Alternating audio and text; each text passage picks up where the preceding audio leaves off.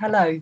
As Jenny has already spoken to you about, I was part of a pilot scheme run by Cambridgeshire County Council, and I worked in Soham, a town of about 10,000 people, in a team modelled on the Thirsk nursing model. We were the first social care Thirsk internationally, I think. Thirsk is a nursing model that started in the Netherlands based on populations of around 10,000 people and teams of between 6 and 12 people. And it's very much about those teams getting to know individuals, families, communities, and working in a way that really recognises the place as well as the person and their links and connections. One of the things that Thirsk do that we did is to choose a base, choose a place in the community that's going to make sense as a workspace and as a community space. And we were really lucky to be able to use a room in the library in Soham. And what this meant was that we were in a building that had no stigma attached. It wasn't connected to social care. People might be coming in for any number of reasons. It was a place that was known. It was very easy to say we're at the library.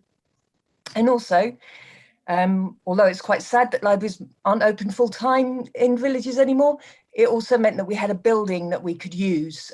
We could push bookshelves back, open up the spaces and use the rooms we have for things that the community were telling us they needed. We were funded by the County Council and we were employees of the County Council. We had 3 social workers and a nurse and a community development officer within our team, 4 full-time equivalent roles. However, we were all neighbourhood cares workers. That was our job title. And we all had the same overall job description, although we did develop our own roles and our own specialisms within that. One of our team members had lived in Soham all her life and her family lived there, and that was an enormous asset. It was of huge benefit in terms of getting to know people, in terms of her knowledge of the community.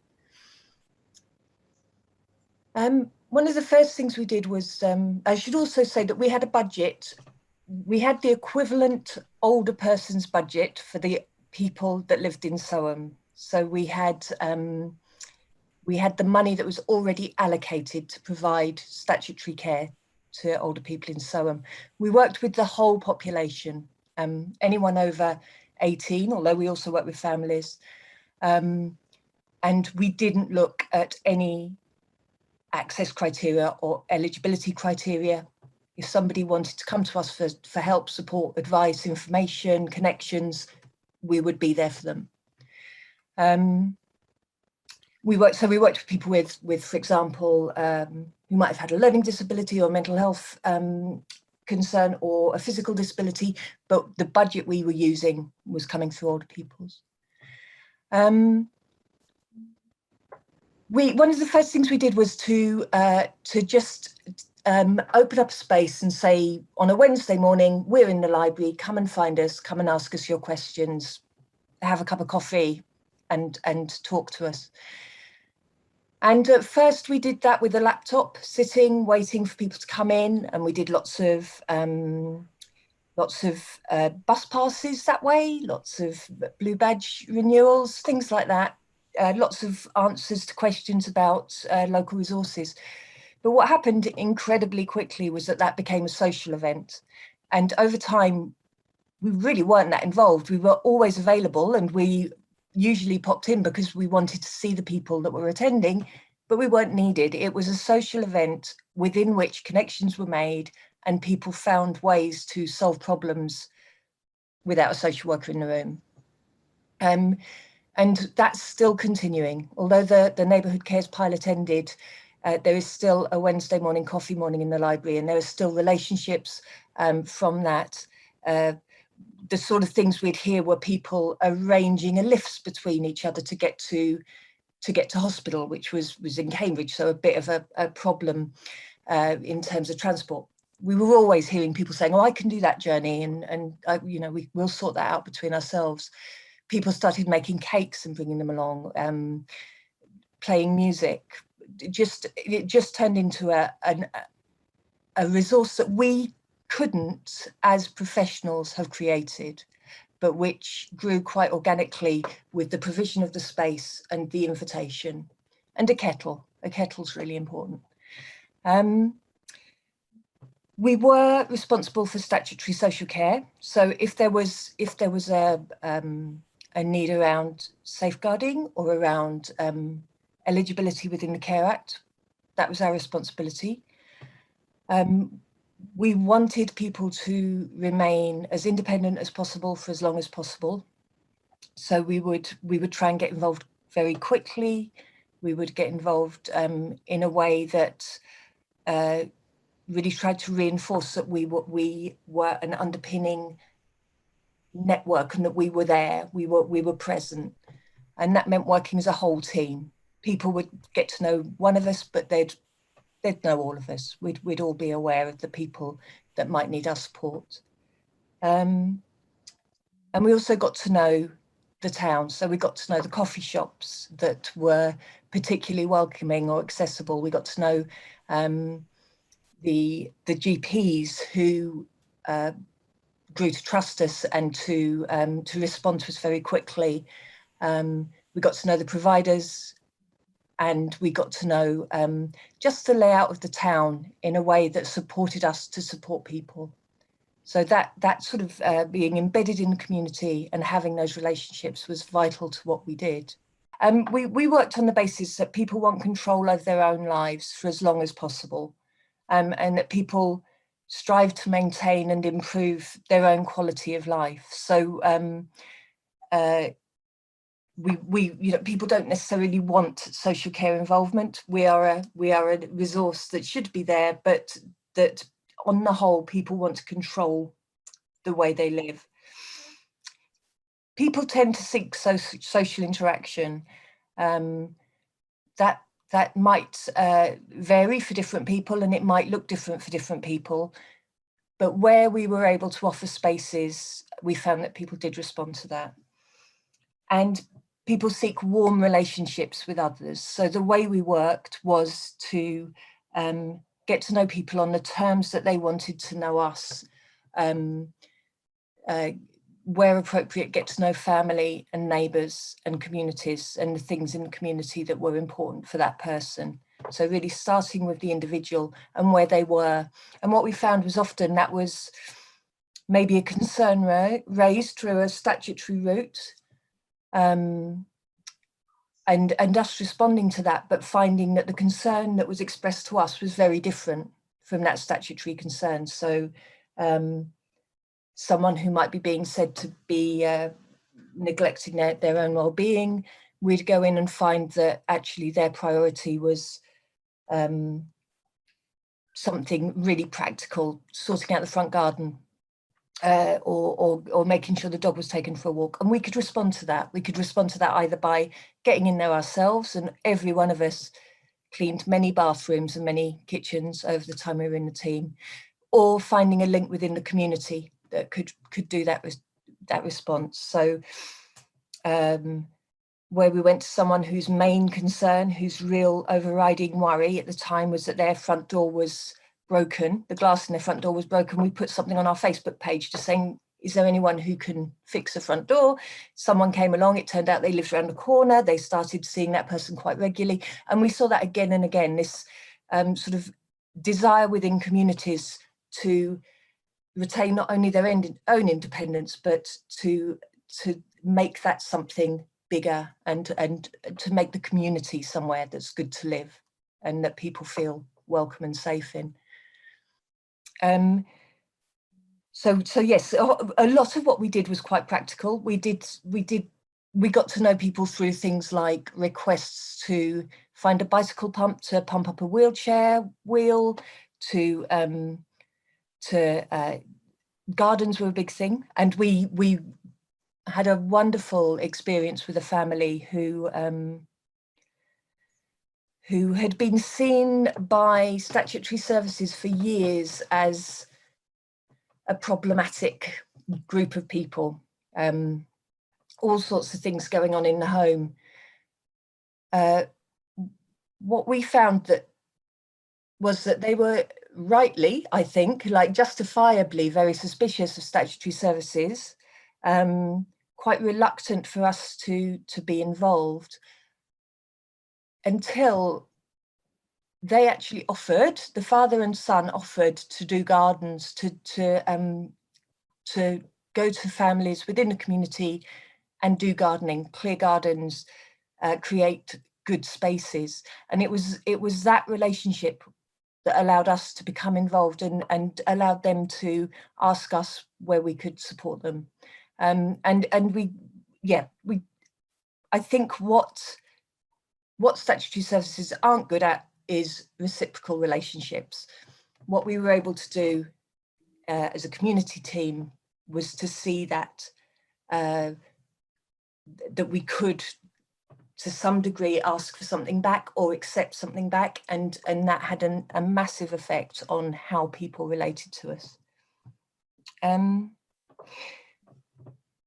We found that a lot of what we did was, although we were a county council funded team, a lot of what we did was health related. We found that frequently people go into hospital for something for something that could be prevented through a practical resource. On several occasions, we prevented hospital admissions by supporting families to clear a room so a hospital bed could be delivered, for example. They would have been in hospital if we hadn't been able to move a few bits of furniture. There were several people who we worked with who were choosing to die at home, but who wouldn't have had that option if we hadn't been able to provide the practical and sort of individual help. And the reason we were able to do that is because we were based at the library. We could get to people quickly. We could be flexible with our time, and we could make decisions about how we worked.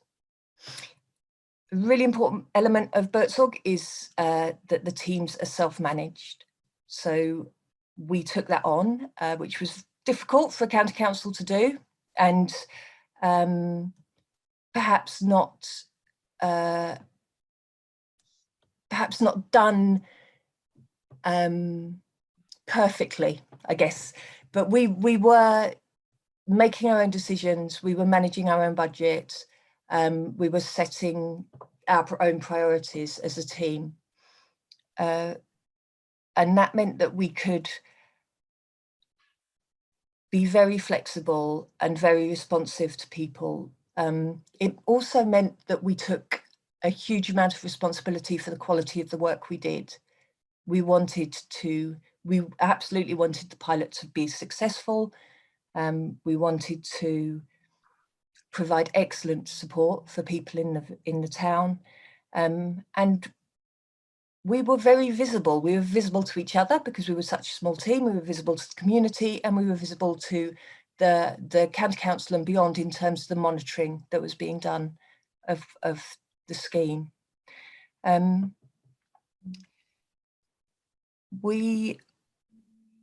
So I think part of the issue with the health the involvement we had with preventing hospital stays or allowing people to return home from hospital more quickly, it was very effective and powerful work, and on an individual basis made a huge difference to people's lives. But we weren't health funded, and part of the problem that we came across towards the end of the scheme was that while we couldn't separate health and social care and do the jobs we were doing, that wasn't recognised in the funding that we were given, and there weren't mechanisms for that to happen. And that was that's still something I think we're working towards. in the way that partnerships are developing. The things we saw that were most effective for us were being in the community, being in the heart of the community, in the library, in a building with universal access, no stigma attached, and in a space that was comfortable and flexible, and where we could have both groups and private conversations. Also working as a whole team, so being a small team that could get to know people, could respond flexibly, could fill in for each other, and work with individuals and families. Because we worked with the whole community, we didn't have to ask questions about access or eligibility. If you lived in Soham, you were someone we'd work with. So we could get involved very quickly without form filling or discussion about whether we were the right team. And just really getting to know the place, the town, its resources, its geography, its history, it's where the cafes were, where the bus routes were, where the safest place to cross roads was, really quite intimately knowing the resources that someone could tap into to maintain independence. And yeah, and then linking people to each other and seeing those relationships, the most effective relationships we saw were within the community, and people meeting each other and building their own links and their own support networks independently of us. I wanted to add just the other thing that was mentioned to me about impact.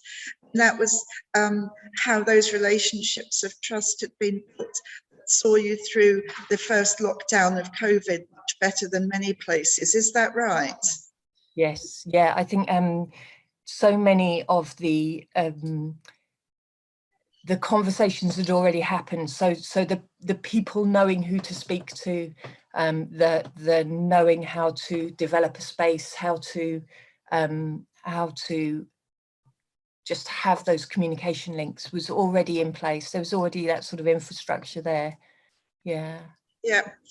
And I ought to add as well that you were able to share with me some of that York Consulting evaluation report. And, you know, clearly they were very impressed, not only at what you'd done for older people, but for the whole community in terms of building it up, strengthening and building trust within the community. So I think it was quite remarkable, really, and just a brilliant example.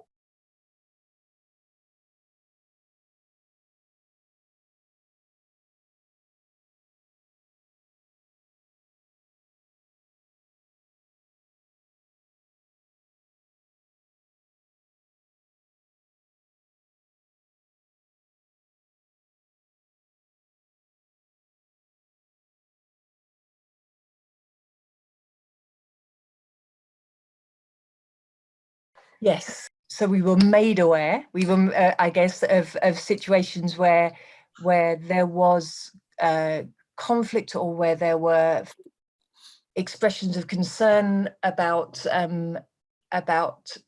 families or individuals, and obviously each one of those was unique and had a different response. But I think what we felt our responsibility was in part to be a place for those concerns to come. So if somebody was saying that a neighbour was aggressive towards them, or a difficult neighbour to have for whatever reason, then we were a point that information could come to. And that in itself was of use. We weren't a call centre, we were faces in a library that people could actually express that to. And then just knowing the wider, knowing as we did, being quite likely to know the street that was being discussed, or the area of town that was being discussed, we could then think about whether there was a different response that we could put in. And just by nature, I guess, of the way communities work and the way that services work, we were quite often involved with families that might be creating a concern for people around them. So that knowledge that that there was an involvement could sometimes de-escalate that. This is a small town with we had a police officer that would come and sit with us in the library on a Wednesday afternoon, on a one afternoon a week, because there was no police base. There wasn't a police presence, but that was the way that the town was policed. So we had that really close link. We were talking to GPs regularly, either supporting people to the surgery or we had built that relationship with the GPs so that we could ask them to come to people. So we had these sort of, I guess, structures in place that people, sometimes those links don't happen in a bigger team or in a statutory team, but we had the link with the GPs, we had the link with the police, as much as possible, with the local shops. They're a huge source of information. The post office, who would let us know if they were worried about someone, mobile bank, the cafes. So we just were part of that, those discussions that went on about concerns within the community, and we could get involved and we could suggest solutions.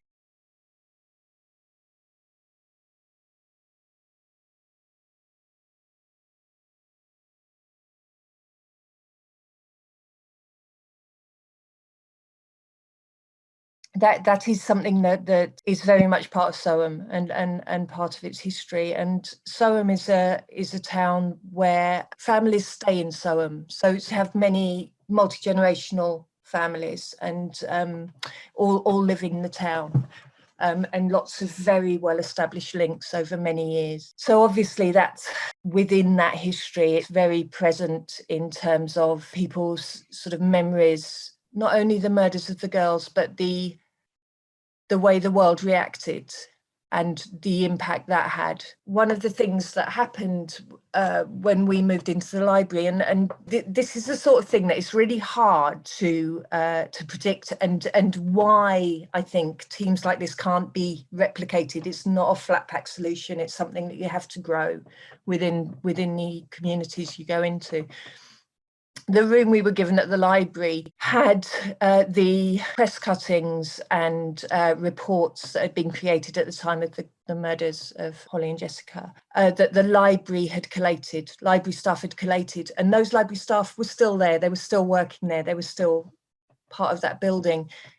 But they were holding this history in a way that they didn't quite know what to do with. And us coming in meant something, a decision had to be made. And in fact, it went to one of the Cambridge universities. It's stored now outside of the village.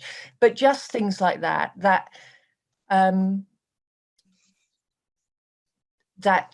sort of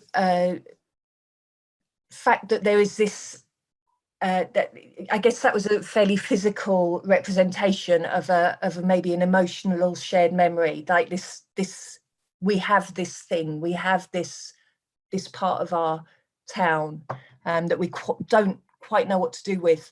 It's never going to be easy, it's never going to be comfortable, we're never going to be able to forget it.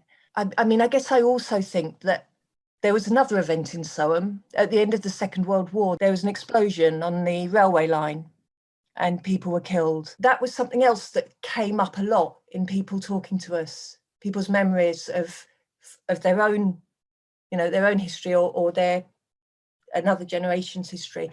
So I guess what that made me think is that every community is going to have something, and the way that Soham dealt with the deaths of Holly, the murders of Holly and Jessica, was one thing, and the international focus on the town was another thing. There were two issues there to some degree, and us coming in could have been difficult. I think it was helped by having Sian in our team, who's lived in Soham all her life, who's married to someone who's lived in Soham all his life, whose daughter goes to school.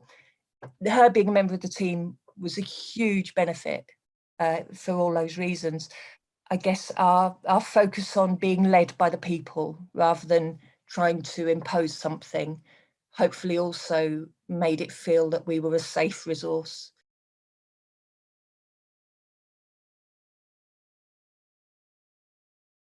Yeah, I should have talked about that. It was really important as well. So one of the first relationships that we wanted to establish was with the local faith groups, and we became particularly involved with the vicar of the Church of England church, that a woman called Eleanor, who was very supportive. I think her work was done in a way that had similarities with what we were doing anyway, the way she saw her role.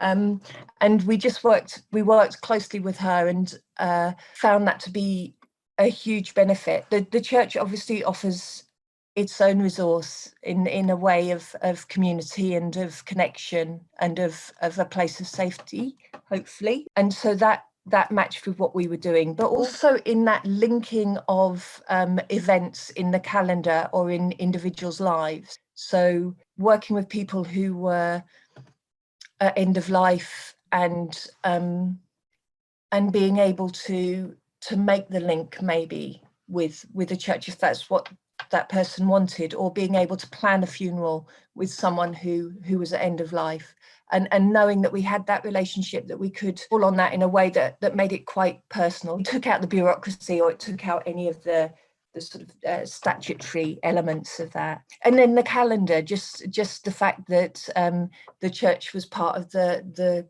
celebrations of events in Soham, that we would then be able to maybe support people to go to, support people to be part of, support people to participate in creating, and just the benefits of that, of being really involved in the fabric of the town in that way, and supporting people to be part of that.